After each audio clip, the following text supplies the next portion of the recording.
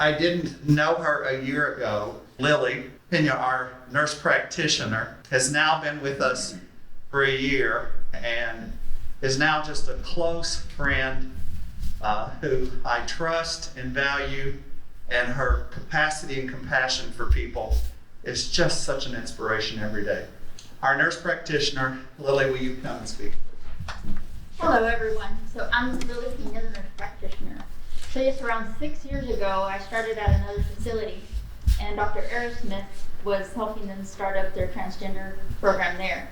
And so I had come with some understanding of hormonal care for cisgender people, and so they asked me if I wanted to go ahead and train for transgender care, and I said absolutely.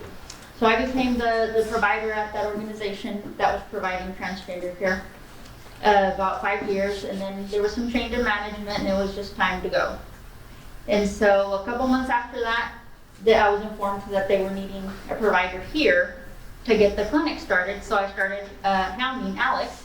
And it's like, so what do we need to get started? So do I need to go in there and what do we need? And so we got everything going, and we were able to start services at a lower price than the majority of the people in the community, so that we could offer services for people that were underinsured or not insured. And so the out-of-pocket cost didn't have to be tremendous. And so we've been doing that. As the year has gone on, obviously it started slow because we started like a week before COVID was announced.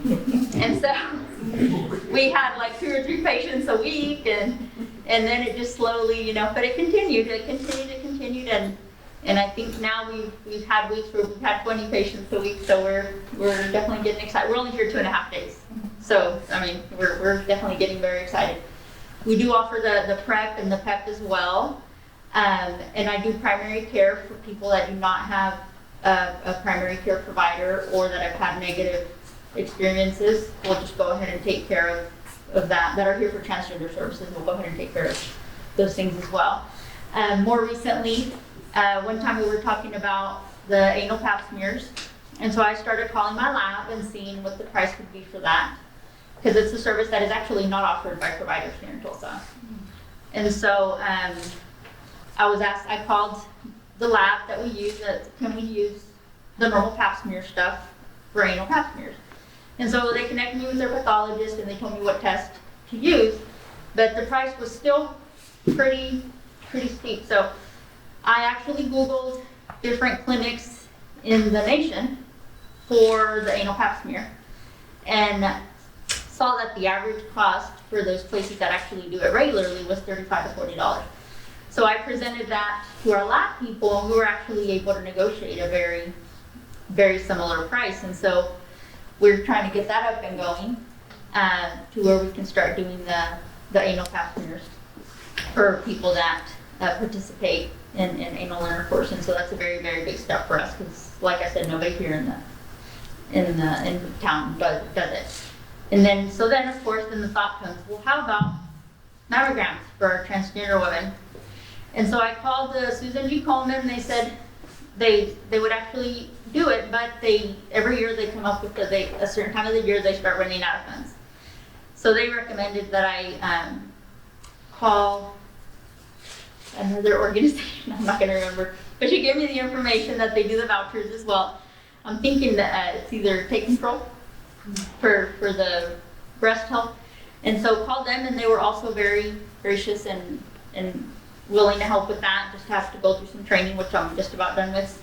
And so I was telling Toby just this morning, I said, pretty soon we're going to be able to offer bumper to bumper service. And so we're getting very excited to expand our services and for this community that is just in so much need. And for some reason, other providers seem to just get stuck and feel like they can't progress further than what they know. Like Dr. Aerosmith was saying, it is not hard work. You just have to be willing to do it. And so I'm very, very honored to be here and to be able to help with this. Spanish. That I'm bilingual? Yes. Yes, I am bilingual. So I'm very fluent. I'm first generation Mexican American, so I'm fluent in both Spanish and English. And so I'm able to help our Hispanic LGBT community as well, which we do actually have a handful of patients coming in and talking to us. And obviously, it's not easy to have a conversation at home with their parents, but they'll come in and get started on the hormones, and that's always very rewarding.